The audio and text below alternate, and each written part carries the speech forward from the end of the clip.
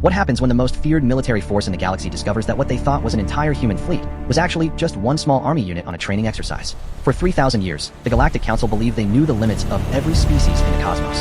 The Zephyrians had their crystal technology. The Morlocks possessed unmatched physical strength. The Ethereal Collective commanded mental powers beyond imagination. But humans? They were the newcomers, the species that barely qualified for basic membership, relegated to mining colonies and trade routes. That was before the siege of Kepler, 442b. When distress signals screamed across the void from the outer rim, when an unstoppable enemy force threatened to consume everything in its path, the Council expected the worst. They prepared for total evacuation. They wrote off entire star systems. They never expected Sergeant Maria Santos and her 847 soldiers to change the course of galactic history with nothing but standard-issue equipment and something the galaxy had never seen before. Human ingenuity unleashed in the crucible of impossible odds.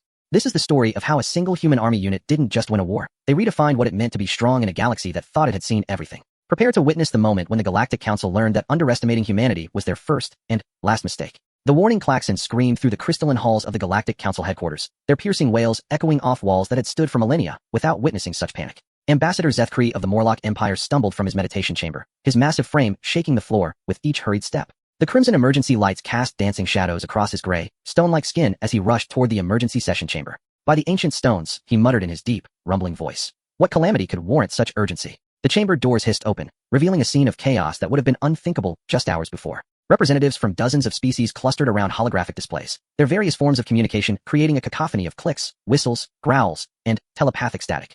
At the center of it all stood Chancellor Vexera, her ethereal form flickering with the stress of coordinating multiple telepathic links simultaneously. Honored delegates, her voice resonated directly in their minds, cutting through the noise. We face an unprecedented crisis. The Devourer swarm has broken through our outer defensive perimeter. Kepler, 442b has fallen. The Altair Mining Consortium is under siege. At current trajectory, they will reach the core worlds within 72 standard hours. The chamber fell silent. The Devourer swarm was a nightmare from the dark reaches of space, a biomechanical plague that consumed entire worlds, converting matter into more of their kind. They had appeared 3 times in recorded galactic history, and each time, it had taken the combined might of the entire council to drive them back at tremendous cost. Ambassador HFY Seslan of the Zephyrian Crystalline Collective stepped forward, her translucent body chiming with crystalline harmony as she spoke. Chancellor, our deep space monitoring arrays detected the initial breach 6 hours ago. Our analysis suggests this incursion is 3 times larger than the previous manifestation.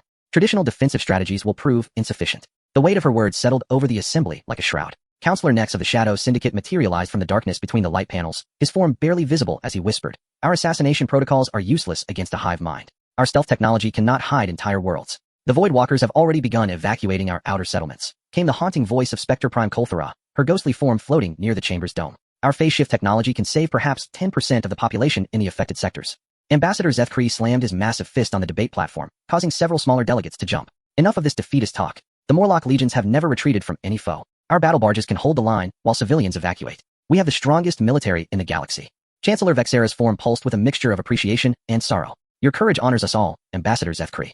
However, our strategic analysis indicates that even your full military might, combined with all council forces, would delay the swarm by perhaps 18 hours. The mathematics are inescapable. The chamber erupted again in desperate discussions. Some delegates proposed radical evacuation plans. Others suggested attempting to wake the ancient Guardian AI systems that had been dormant for eons. A few even whispered about activating forbidden weapons that had been banned since the Purging Wars. Wait, interrupted a small, often overlooked voice from the human delegation area. What about requesting military assistance from Earth? The chamber's attention turned toward the source of the suggestion. Ambassador Chen Wei of the United Earth Federation stood at her modest podium, her simple blue uniform a stark contrast to the elaborate garments and natural magnificence of the other delegates. At just over 5.5 feet tall, she was dwarfed by most of the other representatives. With respect, Ambassador Chun, Chancellor Vexera's mental voice carried a note of gentle dismissal. While we appreciate humanity's willingness to contribute, your military capabilities are limited.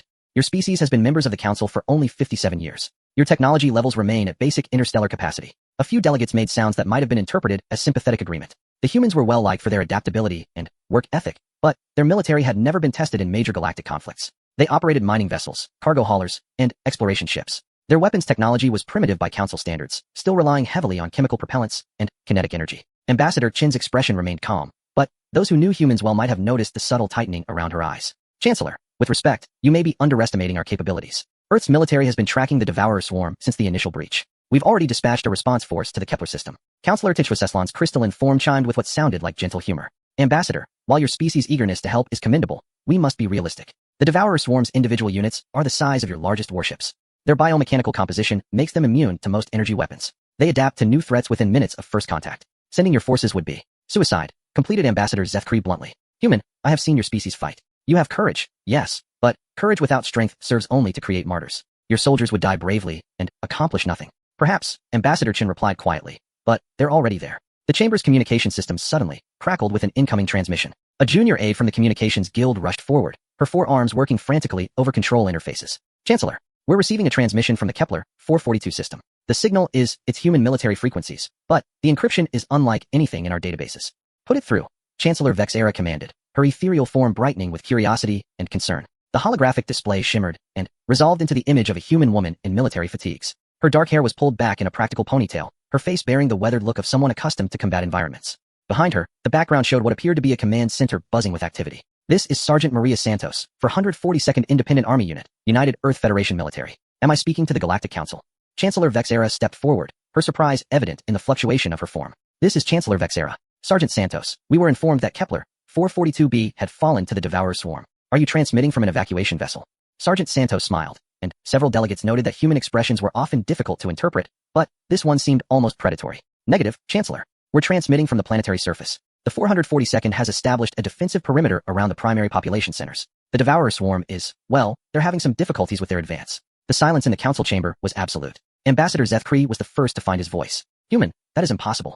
Our intelligence indicates the swarm deployed over 50,000 units to that world. They consumed the Morlock garrison in less than 6 hours. The Morlock garrison was what? About 3,000 strong? Santos asked, consulting something off-screen. Yeah, they fought well. We recovered quite a few survivors from the fallback positions. Tough soldiers. But they were using traditional tactics against an adaptive enemy. Counselor HFY Sesslon's crystalline form resonated with confusion. Sergeant Santos, how many ships did Earth deploy to Kepler 442b? Our long-range sensors detected only minimal fleet movement from human space. Ships? Santos laughed, a sound that somehow managed to be both musical and slightly unsettling. We didn't bring ships, ma'am. Well, not warships anyway. Just standard troop transports. The 442nd is an army unit. How many soldiers? Chancellor Vexera asked, her mental voice tight with growing disbelief. 847 effectives as of this morning's roll call, Santos replied matter-of-factly. We've had some injuries, but nothing too serious. Mostly bruises, and one dislocated shoulder from when Private Martinez tried to arm wrestle a Devourer drone.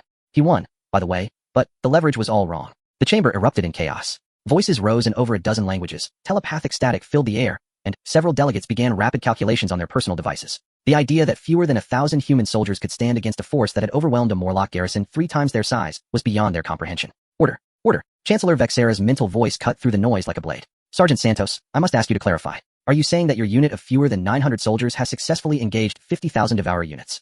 Successfully engaged and contained, Santos corrected. We've eliminated approximately 12,000 hostiles and forced the remainder into a defensive clustering pattern approximately 40 kilometers from the main settlements. They seem to be trying to figure out how we keep disrupting their adaptation cycles. Ambassador Zethkree leaned forward, his massive frame radiating disbelief. Human, you speak of eliminating 12,000 Devourer units. What weapons do you possess that can achieve such results? Our intelligence reports indicate your military still uses primitive kinetic weapons and chemical explosives. Sergeant Santos nodded enthusiastically. That's correct, sir. Though I'd argue they're not primitive, so much is proven. We've made some modifications, of course. Nothing fancy, just good engineering and creative application of basic principles. Modifications? Counselor HFY Sesslon chimed, her crystalline structure resonating with scientific curiosity despite her bewilderment. Well, the Devourer units adapt pretty quickly to energy weapons and exotic matter manipulation, Santos explained, her tone taking on the patient quality of a teacher addressing students. But they seem to have trouble adapting to simple physics. Turns out, if you hit something hard enough and fast enough, adaptation doesn't matter much. Kinetic energy is kinetic energy. She gestured off-screen, and the camera angle shifted to show a human soldier operating what appeared to be an oversized rifle. The soldier fired, and the projectile streaked across the battlefield at incredible velocity, striking a Devourer unit and reducing it to its component particles. Our engineering core calculated the optimal velocity and mass ratios for defeating biomechanical armor. Then, they figured out how to achieve those velocities using electromagnetic acceleration instead of chemical propellants. Turns out, when you accelerate a tungsten rod to 30% of light speed, the target's adaptation capabilities become somewhat irrelevant. The chamber fell silent again as the implications sank in. The humans had taken their primitive kinetic weapons and simply made them faster. Much faster. The chemical explosives work pretty well too, Santos continued conversationally. The Devourers adapt to the explosion pattern and heat signature pretty quickly, but they have trouble with the secondary effects. Apparently, when you create a localized gravitational distortion using shaped charges and dense matter cores, their biomechanical systems get confused about which way is up. Makes them easier targets for follow-up strikes. Spectre Prime Koltharov flickered into visibility, her ghostly form agitated. Sergeant Santos, the tactical data you're describing suggests levels of innovation and battlefield adaptation that typically require centuries of military development. How has your species achieved such capabilities? Santos shrugged, a gesture that seemed almost casual given the magnitude of what they were discussing. Ma'am, humans have been fighting each other for most of our recorded history. We've gotten pretty good at figuring out new ways to break things when the old ways stop working. The Devourers are tough, but they're not tougher than some of the challenges we've faced on our own world. She paused, looking directly at the camera with an expression that was both professional and slightly amused. Plus, we've had 57 years to study all the military data the Council provided when we joined. We know how everyone else fights, what weapons they use, what tactics they prefer. We also know what doesn't work against adaptive enemies because, well, you've been fighting them the same way for 3,000 years. The accusation hung in the air like a challenge. The Council's military doctrine had indeed remained largely unchanged for millennia, refined and perfected but fundamentally static. Innovation was rare when existing methods had proven successful for so long. You studied our military failures, Chancellor Vexera stated, her mental voice carrying new respect. We studied your military history, Santos corrected politely. All of it. Failures, successes, near misses, and complete disasters. Humans are pretty good at learning from other people's mistakes. Saves time and lives. Ambassador Chun Wei stepped forward, her expression carefully neutral. Sergeant Santos, what is your current tactical assessment? We can hold this position indefinitely, Santos replied without hesitation. The Devourer swarm has stopped their advance, and appears to be regrouping. Our intelligence suggests they're trying to develop new adaptation protocols, but they're working with flawed assumptions about human capabilities. What do you mean by flawed assumptions? Counselor Nex asked from the shadows. Santos smiled again, that same predatory expression that was beginning to make several delegates uncomfortable. They think they're fighting our best units. The silence that followed Sergeant Santos' last statement stretched through the council chamber like a taut wire. Ambassador Zethkree was the first to break it, his massive form leaning forward as his stone-like features creased with confusion. Explain, he rumbled, the single word carrying the weight of command that had echoed across 1,000 battlefields. Santos glanced off-screen for a moment, apparently consulting with someone outside the camera's range, then returned her attention to the council. The 442nd Independent Army Unit is a training formation, delegates. We were conducting extended field exercises in a remote system when the Devourer breach occurred. Command redirected us to Kepler 442b because we were the closest available unit. The implications of her words hit the assembled delegates like a physical blow. Chancellor Vexera's ethereal form flickered rapidly, a sign of extreme agitation that few had ever witnessed. A training unit? Her mental voice resonated with disbelief. You're telling us that a training formation of human soldiers has achieved what our combined military forces could not? Well, to be fair, Santos replied with what appeared to be genuine modesty. We had the advantage of arriving after the Morlock garrison had already engaged the enemy. We could observe their tactics and learn from their experience. Plus, the Devourers had already adapted to conventional weapons and strategies, so they weren't expecting our approach. Ambassador Tichwa crystalline structure chimed with urgent harmonics. Sergeant Santos, if the 442nd is a training unit, what capabilities do your frontline combat formations possess? Santos paused, and, for the first time since the transmission began, she looked uncertain. I'm not authorized to discuss specific capabilities of active duty units, ma'am. What I can tell you is that the 442nd operates with standard issue equipment and follows basic tactical doctrine as outlined in the Federation Military Field Manual. Standard issue, repeated Counselor Nex from the shadows, his whispered voice carrying across the chamber. Their training units carry weapons capable of accelerating projectiles to 30% light speed, and they consider this standard issue. The camera angle shifted again, giving the council a broader view of the human command post. The delegates could see soldiers moving with purposeful efficiency, their equipment appearing deceptively simple. The weapons looked like slightly oversized versions of traditional kinetic rifles. The vehicles resembled standard all-terrain platforms, and the soldiers themselves wore what appeared to be basic protective armor. Sergeant, Ambassador Chun Wei interjected. Perhaps you could explain your tactical approach for the council's benefit? Many of our military strategists would find it educational. Santos nodded, her expression becoming more animated. Certainly, Ambassador. The key insight was recognizing that the Devourer swarm's greatest strength is also their primary weakness. They adapt incredibly quickly to new threats, but adaptation requires time and examples. If you can present them with problems they can't solve quickly enough, or with solutions that work faster than their adaptation cycle, you can stay ahead of their learning curve. She gestured to someone off-screen, and a tactical hologram appeared next to her, showing a three-dimensional representation of the battlefield. The display showed the human positions in blue, with red markers indicating Devourer concentrations. Phase 1 was reconnaissance in force, Santos explained, pointing to various positions on the hologram. We sent out small teams with diverse weapon loadouts, and observed how the Devourers responded to each type of attack. Energy weapons, conventional kinetics, explosives, even some improvised devices our engineers cooked up. The hologram animated, showing the progression of the battle. Small blue dots moved across the terrain, engaging red clusters, and then withdrawing. The Devourers adapted to each attack method within approximately 14 minutes of first contact. However, we noticed that their adaptation appeared to be specific to the exact parameters they encountered. Change the velocity, alter the explosive composition, modify the energy frequency, and they had to start the adaptation process over. Counselor THYSS Lon leaned forward, her crystalline form resonating with scientific interest. You discovered that their adaptation algorithms are narrowly defined rather than broadly applicable. Exactly, Santos confirmed. So phase 2 was tactical misdirection. We started cycling through different approaches rapidly, never using the same parameters twice in a row. This kept them in a constant state of partial adaptation without ever achieving full defensive capability against any particular threat. The hologram showed a more complex pattern of engagement, with blue markers appearing and disappearing in seemingly random patterns around the red concentrations. But that was just the setup, Santos continued, her smile returning. Phase 3 was the real innovation. While they were busy trying to adapt to our direct attacks, our engineering teams were analyzing their adaptation patterns. Turns out, biomechanical entities follow predictable mathematical models when modifying their defensive capabilities. Ambassador Zethkree's massive frame straightened with sudden understanding. You weaponized their adaptation process. In a manner of speaking, Santos acknowledged. Our engineers developed what we're calling adaptive countermeasures. Essentially, we can predict what defensive modifications they'll make in response to a given attack, then design follow-up attacks that specifically exploit those modifications. The tactical display shifted, showing a complex sequence of attacks and responses. Each red marker that adapted to a blue attack immediately became vulnerable to the next blue attack in the sequence. The result is a tactical feedback loop where their attempts to defend themselves actually make them more vulnerable to subsequent attacks. The faster they adapt, the faster we can exploit their adaptations. The chamber had fallen completely silent as the delegates absorbed the implications of what they were witnessing. The humans hadn't simply overpowered the Devourer swarm through superior technology or numbers. They had turned the swarm's most formidable capability against itself. Spectre Prime Kolthara flickered into full visibility, her ghostly form radiating what might have been awe. This represents a fundamental shift in tactical philosophy. You've moved beyond reactive strategy to predictive manipulation of enemy behavior. It's not entirely new, Santos said with characteristic human modesty. Similar principles have been used in human conflicts for centuries. We call it getting inside the enemy's decision cycle. The innovation was applying it to an adaptive, biomechanical collective intelligence. Chancellor Vexera's form brightened as she processed this information. Sergeant Santos, what is your assessment of the Devourer swarm's current capabilities? Can they overcome your tactical approach? Santos consulted her off-screen advisors again before responding. Eventually, yes. They're already showing signs of developing meta-adaptation protocols. Give them another 48 hours, and they'll likely develop countermeasures to our countermeasures. However, that assumes we maintain our current tactical approach. And you won't. Ambassador Chunwei asked, though her tone suggested she already knew the answer. Ma'am, the first rule of asymmetric warfare is that the moment you stop adapting, you start losing. The 442nd has 17 different tactical frameworks we can implement, and our engineers are working on 3 more. The Devourers are learning, but so are we, and we're learning faster. The transmission suddenly filled with the sound of alarms, and Santos looked sharply to her left. Contact. Devourer probe formations are testing our perimeter. Excuse me for a moment, delegates. The camera view shifted to show Santos coordinating with her subordinates. The council could hear crisp, professional communications as human soldiers reported enemy movements and received orders. What struck the delegates was the calm efficiency of the human response. There was no panic, no desperate urgency. The soldiers responded to the threat with the same matter-of-fact competence they might show when conducting routine maintenance. All stations, this is Santos. Probe formation approaching grid 77. Recommend response pattern Delta 4. Engineering, are the new countermeasures ready for field testing?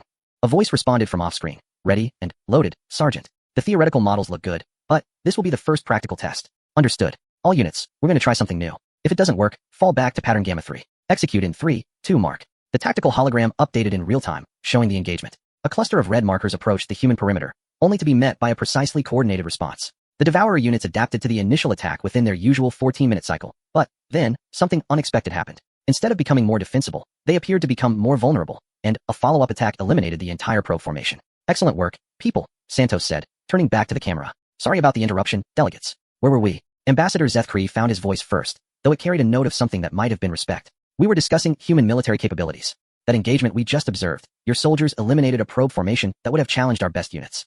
With respect, Ambassador, Santos replied. I think you might be overestimating the difficulty. Devourer probe formations are essentially reconnaissance units. They're not designed for heavy combat. A properly prepared defensive position with overlapping fields of fire should be able to handle them without much difficulty. The casual dismissal of what the Council considered a significant tactical achievement was somehow more unsettling than any boast could have been. These humans weren't bragging about their capabilities. They were simply applying them with the same professional competence that characterized their entire approach to the crisis. Counselor next materialized more fully, his shadowy form taking on definition as he leaned forward. Sergeant Santos, your tactical approach suggests a level of military sophistication that contradicts our understanding of human capabilities. How long has your species been developing these methodologies? Santos paused, apparently considering how to answer diplomatically.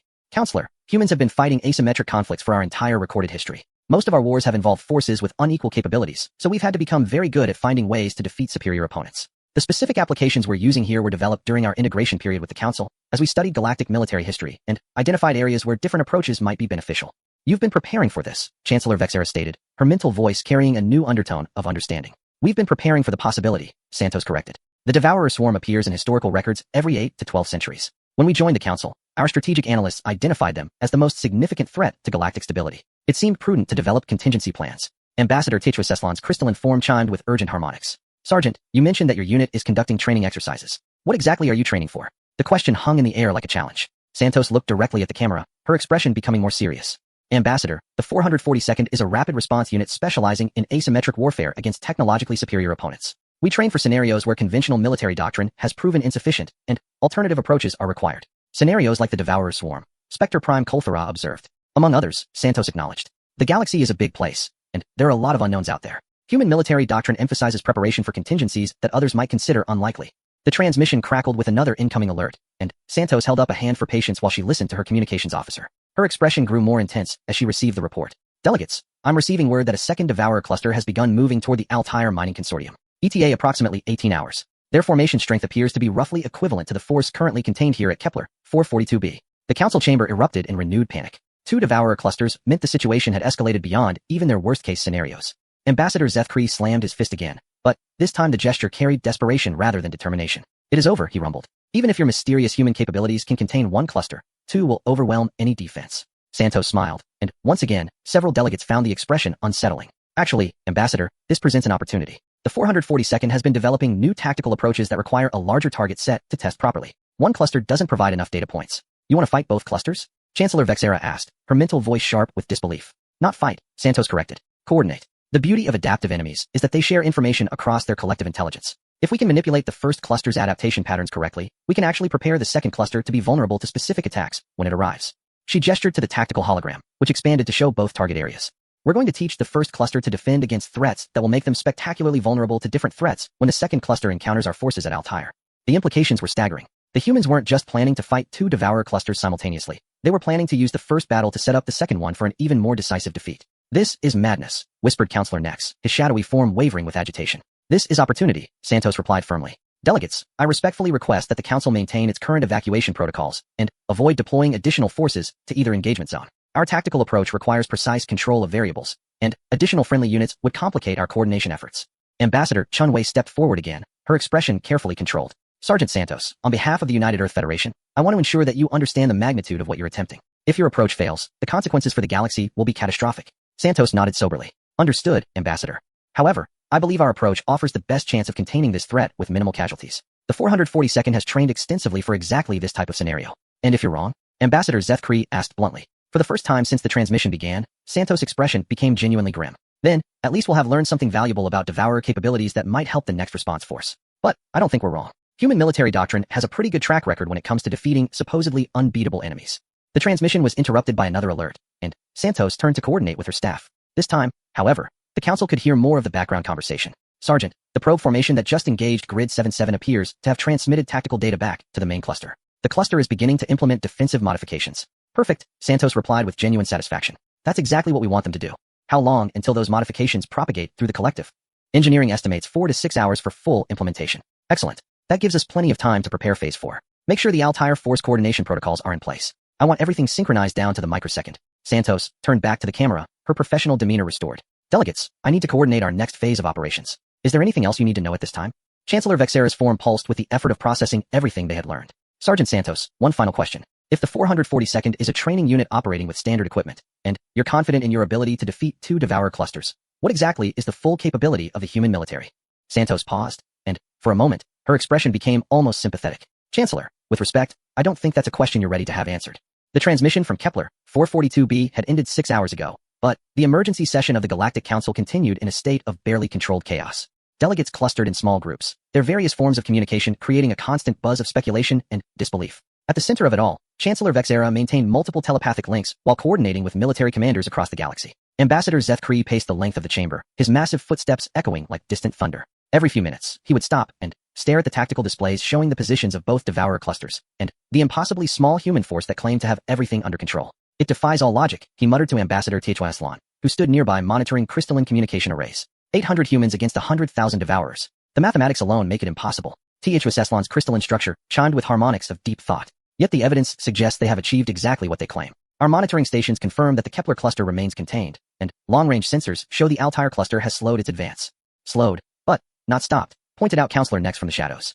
Intelligence reports suggest they're receiving tactical data from the Kepler engagement. The humans may have overestimated their ability to control the information flow. Spectre Prime Kolthorov flickered into visibility near the central holographic display. Were they intended for this to happen? Sergeant Santos spoke of using the first engagement to prepare for the second. Perhaps this data transfer is part of their strategy. The chamber's communication systems suddenly activated, drawing all attention to the central platform. Ambassador Chunwei stepped forward, her expression carefully neutral as she prepared to address the assembly. Honored delegates, she began, her voice carrying clearly through the chamber's acoustic enhancement systems. I have received authorization from Earth Command to provide additional context regarding the current crisis.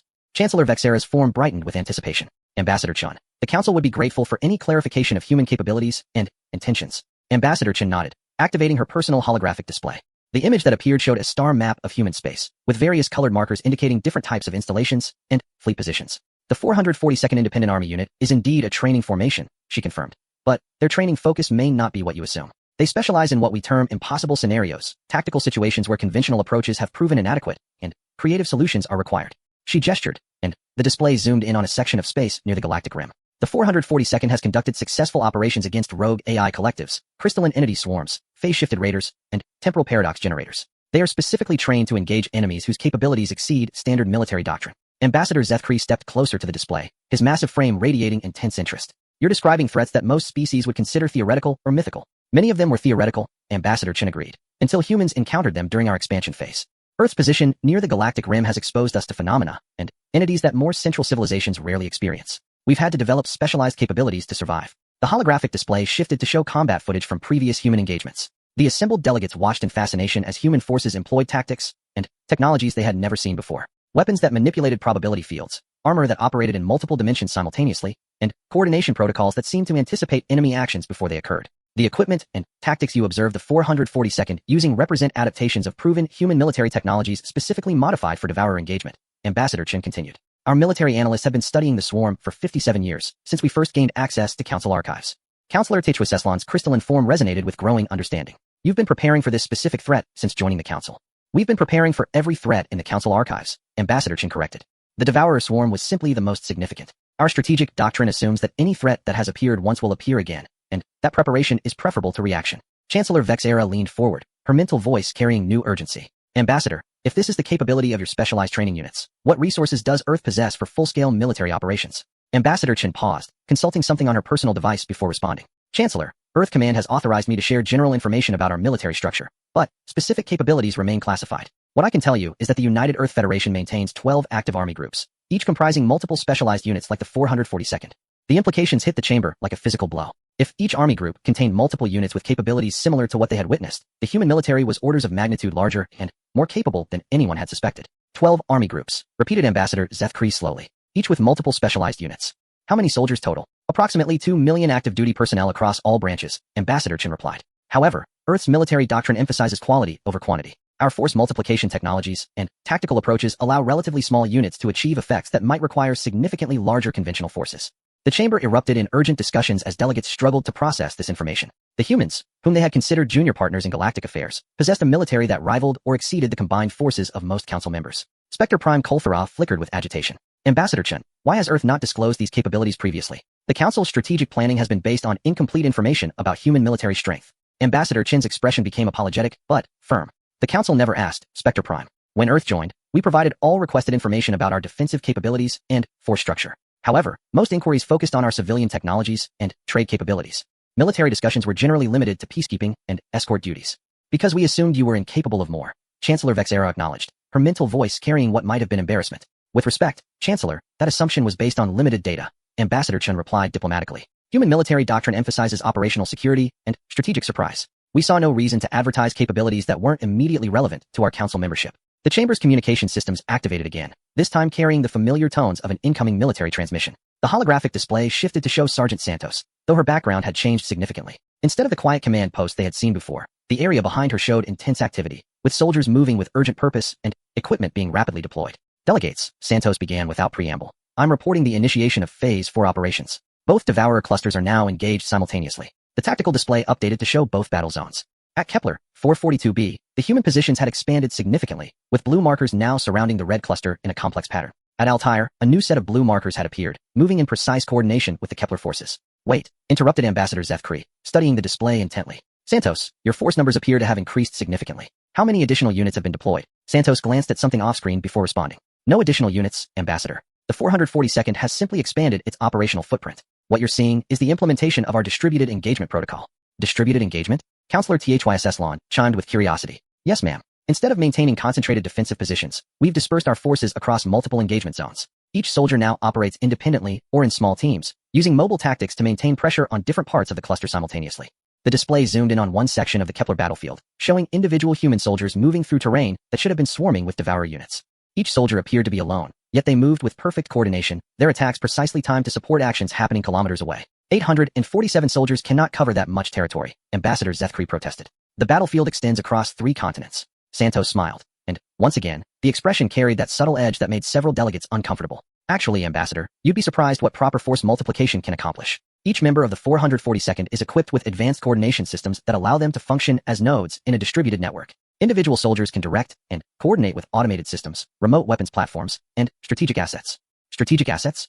Chancellor Vexera asked. Orbital platforms, atmospheric manipulation systems, geological modification devices, that sort of thing, Santos replied casually. Nothing exotic, just standard support equipment for extended operations in hostile environments. The casual mention of capabilities that most civilizations would consider strategic weapons sent another wave of shock through the chamber. The humans weren't just using advanced tactics, they were employing technologies that could reshape entire battlefields. Sergeant Santos, Spectre Prime Kolthara interjected. Our long-range sensors are detecting significant gravitational anomalies in both engagement zones. Are these related to your operations? Yes, ma'am. We're using localized gravity manipulation to disrupt Devourer formation cohesion. It's particularly effective when combined with kinetic strikes, since the altered gravity fields change impact vectors in ways their adaptation protocols can't predict quickly enough. Santos gestured to her tactical display, which showed the gravitational distortions as rippling waves across the battlefield. Where these waves intersected with Devourer formations, the red markers scattered and became fragmented. The beauty of gravity manipulation is that it affects everything in the target zone equally, she explained with the enthusiasm of a teacher discussing a favorite subject. The Devourers can adapt to specific weapons or energy types, but they can't adapt to fundamental alterations in the laws of physics within their operational area. Counselor Nex emerged more fully from the shadows, his form radiating what might have been awe or terror. You're rewriting the basic parameters of reality within the battle zone. Only temporarily and locally, Santos assured him. The modifications are precisely controlled and limited in scope. We're not actually changing the laws of physics, just creating localized conditions where different physics apply. It's similar to how some species create energy shields or phase barriers, but applied to gravitational fields. The transmission was interrupted by a series of rapid alerts, and Santos turned to coordinate with her staff. The council could hear fragments of intense tactical discussions in the background. Grid Sector 12 reports successful implementation of Protocol 7 Alpha. Devourer adaptation cycles are running 40% longer than predicted. Excellent. Initiate Phase 5 preparations. I want the Altair coordination ready for implementation in 90 minutes. Sergeant, we're detecting what appears to be meta-adaptation attempts from the primary cluster. They're trying to develop countermeasures to our reality manipulation. Expected. Implement countermeasure sequence Delta through Gamma. Keep them busy adapting to new physics while we prepare the finale. Santos returned her attention to the camera, her expression bright with professional satisfaction. Delegates, I'm pleased to report that both engagements are proceeding ahead of schedule. The Devourer clusters are responding exactly as our behavioral models predicted. Behavioral models? Ambassador Chunwei asked, though her tone suggested she already suspected the answer. Yes, Ambassador. Human military doctrine includes extensive psychological and behavioral analysis capabilities. We've been modeling Devourer collective intelligence patterns since our first exposure to Council archives. Their adaptation behavior follows predictable mathematical patterns once you understand their decision trees. The tactical display updated again, showing both clusters surrounded by increasingly complex patterns of human activity. The red markers had begun to cluster in specific formations that seemed almost defensive in nature. They're learning to fear you, Chancellor Vexero observed, her mental voice carrying a note of wonder. They're learning to respond to us, Santos corrected. Fear implies emotional responses, which biomechanical collectives don't experience in the traditional sense. But they're developing what we might call survival instincts. They're prioritizing self-preservation over expansion, which fundamentally alters their strategic behavior. Ambassador Zethkri stepped closer to the display, his massive form radiating intense concentration. Santos, you've forced them into a defensive posture. But defensive positions can be very strong. How do you plan to complete the elimination? Santos' smile became predatory again. Ambassador, the defensive positions they're adopting are exactly what we want them to adopt. Every cluster movement, every adaptation protocol, every strategic decision they've made has been in response to carefully orchestrated stimuli. They think they're defending themselves, but they're actually arranging themselves for maximum vulnerability. She gestured to her tactical display, which began showing projection lines extending from both cluster positions toward a point in space between the two systems. Phase 5 is convergence, she announced. Both clusters are being maneuvered toward a specific spatial coordinate, where we've prepared what you might call a comprehensive solution to the Devourer problem. You're bringing them together? Spectre Prime Kolthara asked, her ghostly form flickering with agitation. We're encouraging them to bring themselves together, Santos corrected. The collective intelligence is responding to perceived threats by seeking to combine forces for mutual support. It's a logical response given the pressure we've applied, but it's also exactly what we need them to do. The projection lines on the display converged at a point marked with a distinctive symbol that none of the delegates recognized. Santos noticed their attention focusing on the symbol and offered another of her unsettling smiles. That's the location where the 442nd will demonstrate why human military doctrine emphasizes preparation over reaction, she said simply. In approximately 6 hours, both Devourer clusters will converge at these coordinates, where they'll discover that everything they've learned about human capabilities has been deliberately incomplete. The emergency session had been in continuous operation for 18 hours when the final phase began. The Galactic Council chamber had been reconfigured into a tactical observation center, with representatives from every major civilization monitoring the convergence of the two Devourer clusters. Long-range sensor arrays, gravitational wave detectors, and quantum observation platforms all focused on a seemingly empty region of space designated as Convergence Point Alpha. Chancellor Vexera maintained telepathic links with monitoring stations across 3 star systems while coordinating with the Council's military advisors. Her ethereal form flickered rapidly with the strain of processing multiple data streams simultaneously. Temporal minus 43 minutes to convergence, announced the Crystalline Collective's senior military analyst, his geometric form resonating with precise harmonic calculations. Both clusters are maintaining predicted trajectory and velocity. Human forces remain dispersed across their previous engagement zones. Ambassador Zethkri studied the tactical displays with growing confusion. I do not understand the human strategy. They have maneuvered both clusters toward a single point, but they have not concentrated their own forces for the engagement. How do 800 soldiers plan to defeat 100,000 enemies at a single location? Ambassador Chunwei stood at her monitoring station, her expression calm despite the magnitude of what they were about to witness. Ambassador Zethkri, I believe the 442 ND's approach will become clear shortly. Human military doctrine rarely relies on conventional force concentration. The chamber's primary communication array activated, displaying Sergeant Santos in what appeared to be an entirely different command environment. Instead of the field headquarters they had seen before, she now stood in what looked like a sophisticated space-based facility, surrounded by banks of advanced monitoring and control systems. Delegates, Santos began, her tone carrying a new level of formality. I'm reporting from the 442 ND's primary command and control platform. We've reached the final phase of operations, and I wanted to provide the Council with a complete understanding of what you're about to observe. Command platform? Counselor THYSS Lon chimed with curiosity. We detected no major vessel movements in either engagement zone. Santos nodded, gesturing to the sophisticated equipment visible behind her. The platform has been in position since before our initial deployment. Standard operating procedure for complex operations requires establishing proper command infrastructure before engaging the enemy. She paused, consulting displays that showed both Devourer clusters now clearly visible on long-range sensors as they approached the convergence point. Delegates, what you've observed over the past day has been the execution of a comprehensive strategic plan developed specifically for Devourer-class threats. Every engagement, every tactical choice, every piece of information we've shared has been designed to achieve this specific moment. Chancellor Vexera leaned forward, her mental voice sharp with intense focus. Sergeant Santos, you're saying that everything that has happened has been orchestrated to bring both clusters to this exact location?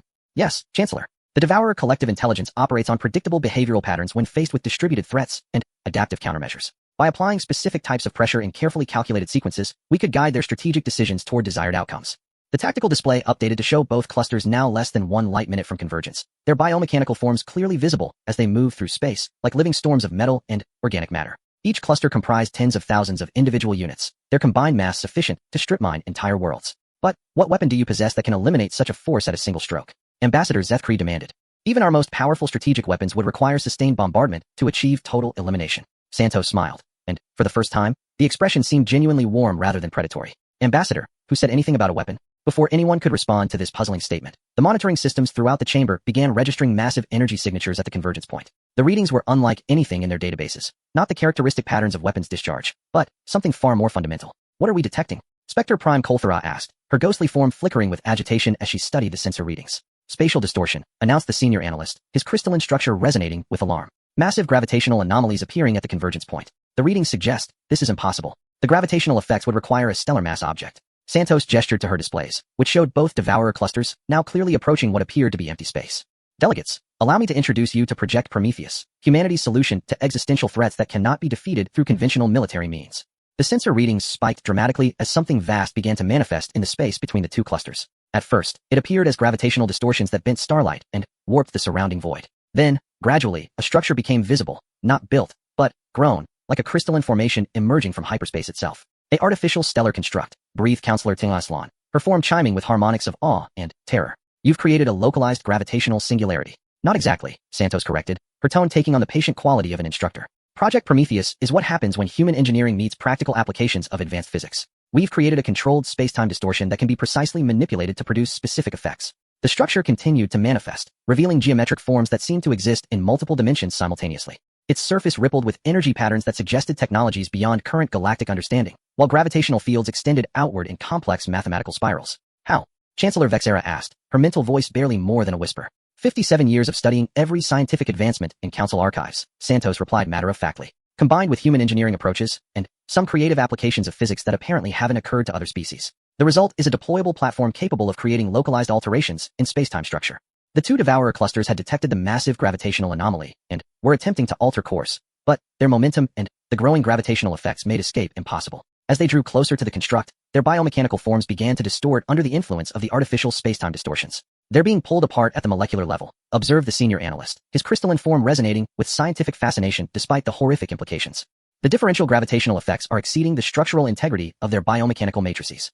That's the beauty of this approach, Santos explained, watching her displays as both clusters began to disintegrate under forces that made stellar gravity seem gentle by comparison. The Devourer adaptation protocols are designed to counter weapons and energy effects. They can adapt to fundamental alterations in the structure of space-time itself. The clusters fought desperately to escape, their collective intelligence directing massive efforts to break free from the gravitational prison. Individual units separated from the main formations, attempting to escape through quantum tunneling and phase shift techniques. Nothing worked. The artificial construct held them in an inescapable grip while systematically reducing them to their component atoms. This is why you dispersed your forces, Ambassador Zethkri realized, his massive frame straightening with sudden understanding. You needed them away from the convergence point to avoid the gravitational effects. Partly, Santos agreed. But also because the 442 Indies mission doesn't end with eliminating these particular clusters. We need to be positioned to address any remaining Devourer assets in the surrounding systems, and to secure the area against potential future incursions. The sensor readings showed both clusters now completely enveloped by the construct's influence, their biomechanical forms breaking down under gravitational forces that tore apart atomic bonds, while simultaneously preventing their adaptive mechanisms from functioning. Within minutes, over 100,000 Devourer units had been reduced to scattered particles and energy discharges. It's over, whispered Counselor Nax, his shadowy form wavering with disbelief. They're gone. All of them. The immediate threat is neutralized, Santos confirmed, consulting her displays as the artificial construct began to power down, its gravitational effects gradually diminishing until normal spacetime resumed in the convergence area. However, the 442nd will maintain monitoring positions for the next 72 hours to ensure complete elimination and to watch for any additional Devourer manifestations. The chamber fell silent as the full implications of what they had witnessed began to sink in. The Devourer swarm, a threat that had terrorized the galaxy for millennia, had been eliminated by a single human army unit using technologies and tactics that none of them had imagined possible. Sergeant Santos, Chancellor Vexera finally, managed, her mental voice carrying profound respect. On behalf of the Galactic Council, I want to express our gratitude for humanity's intervention in this crisis. Your actions have saved countless worlds and billions of lives. Santos nodded professionally. Thank you, Chancellor. The 442nd was honored to serve. However, I think this crisis has revealed some important information that the Council should consider moving forward. What do you mean? Ambassador Chun Wei asked, though her expression suggested she suspected what was coming.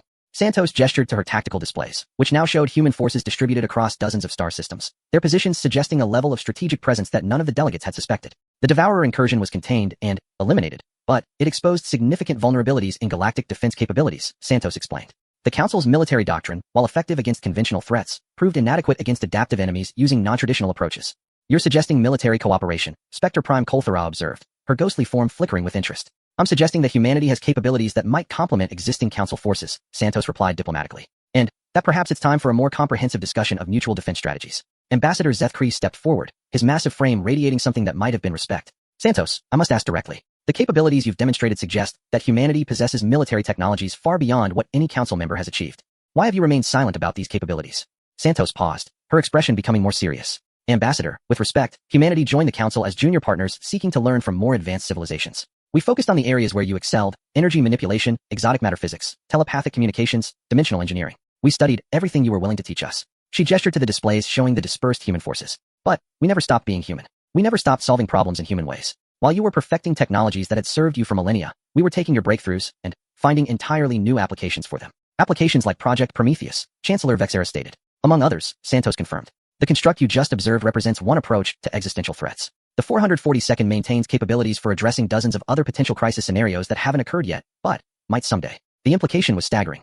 The humans hadn't just developed a solution to the Devourer threat. They had developed solutions to threats that didn't exist yet, preparing for contingencies that other species couldn't even imagine. How many Project Prometheus platforms does Earth possess? Counselor THY Seslon asked, her crystalline form resonating with scientific curiosity and growing concern. Santos smiled again, but this time the expression was almost apologetic. I'm not authorized to discuss specific numbers or capabilities, ma'am. What I can tell you is that humanity takes the concept of mutual defense very seriously, and we're prepared to make significant contributions to galactic security if the Council is interested in expanded cooperation.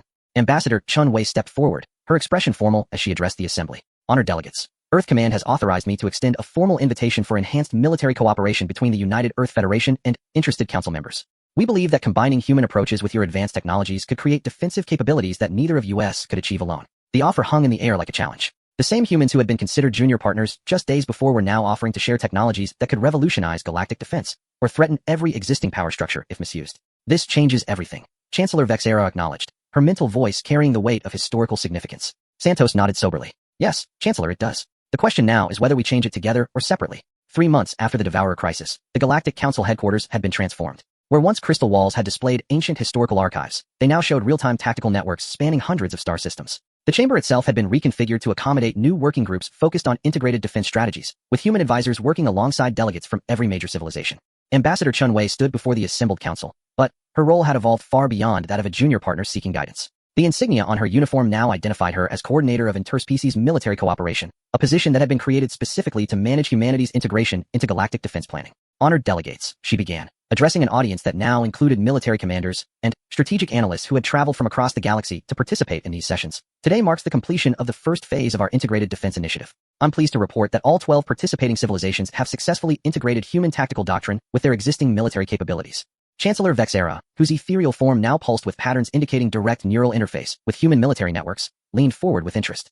Ambassador Chun, please provide an overview of the integration results. Ambassador Chin activated her holographic display, which showed a three-dimensional map of Council space now covered by an intricate network of defensive installations, mobile response units, and monitoring stations. The coverage was far more comprehensive than anything the Council had achieved in its 3,000-year history. The Morlock Empire has successfully integrated human asymmetric warfare principles with their traditional strength-based tactics, Chin reported. Their new rapid response units can now defeat enemies that previously would have required full Legion deployments. Ambassador Zethkri stepped forward, his massive frame radiating pride mixed with grudging admiration. The integration has been educational, he rumbled. Our warriors now understand that true strength lies not just in power, but in the intelligent application of power. Human tactical doctrine has increased our operational effectiveness by 400%. The Crystalline Collective has achieved remarkable results by combining their harmonic coordination abilities with human distributed network protocols, Chin continued. Their new command structures can now coordinate military operations across multiple star systems simultaneously with precision that exceeds our best theoretical models. Counselor Tichus form chimed with harmonics of satisfaction. The mathematical beauty of human military coordination has enhanced our own natural resonance patterns in ways we had not anticipated. We can now achieve tactical harmony across distances that previously would have caused complete breakdown in our command structures. The presentation continued through each participating civilization, detailing how human approaches had been successfully integrated with their unique capabilities. The Shadow Syndicate had combined human stealth tactics with their natural invisibility to create reconnaissance capabilities that bordered on the supernatural. The Void Walkers had merged human rapid deployment strategies with their phase shift technologies to create response forces that could appear anywhere in the galaxy within hours. Most significantly, Chin announced, we have successfully established the Integrated Response Network. This system allows any member civilization to request immediate assistance from specialized human units while simultaneously coordinating with their own military assets. The holographic display shifted to show a simulation of the new network in action. When a threat appeared in one sector, the response was immediate and overwhelming. Human rapid response units materialized through various transportation methods, while local forces implemented human-designed tactical protocols. The combined effect was devastating efficiency. Spectre Prime Kolthara flickered into full visibility, her ghostly form radiating what might have been satisfaction. The network has already proven its value. Last week's incident with the rogue AI collective in the Outer Rim was resolved in 17 minutes, with 0 casualties. Previous encounters with similar threats required weeks of fighting and resulted in significant losses.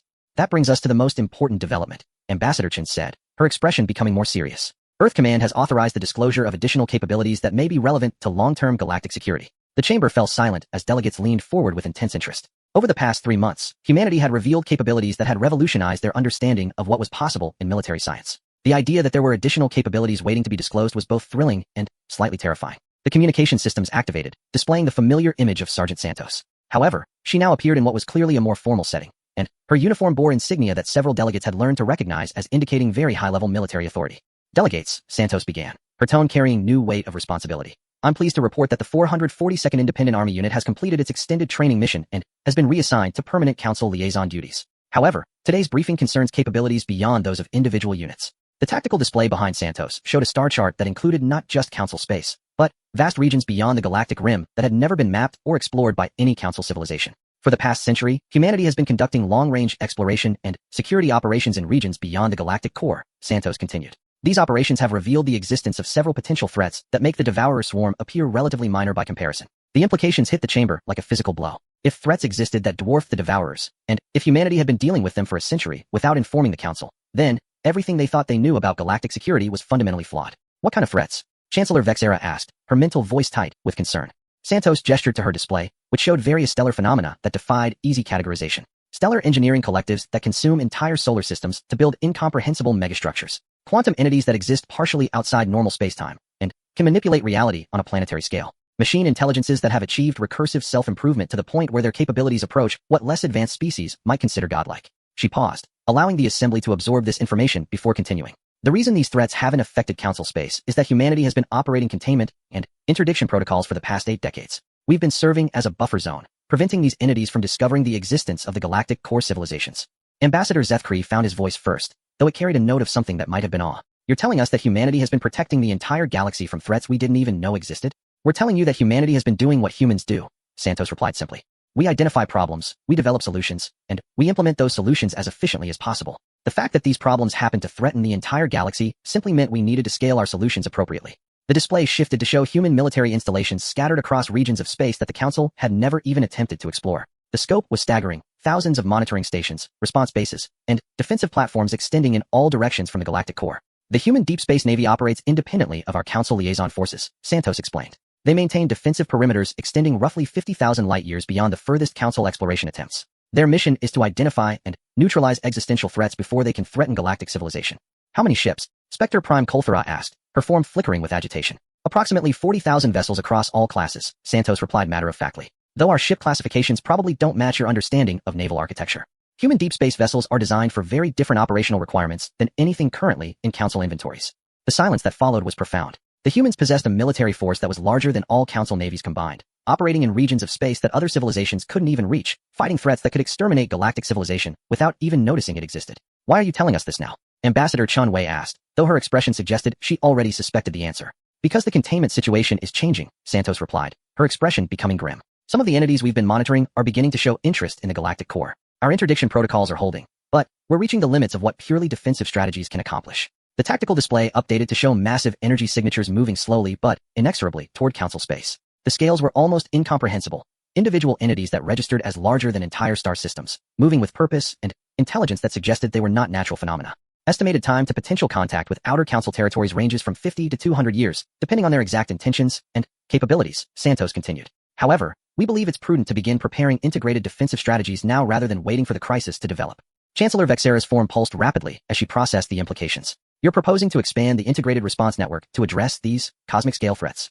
We're proposing to transition from defensive containment to proactive engagement, Santos corrected. The entities approaching the galaxy appear to be exploratory rather than immediately hostile, which presents an opportunity for diplomatic contact under controlled circumstances. Diplomatic contact? Counselor Nex whispered from the shadows, his form barely visible as he contemplated the concept of negotiating with beings that could manipulate solar systems. Humanity has had limited success with diplomatic approaches to cosmic scale entities, Santos acknowledged. It requires very different protocols than interspecies diplomacy, but it's possible.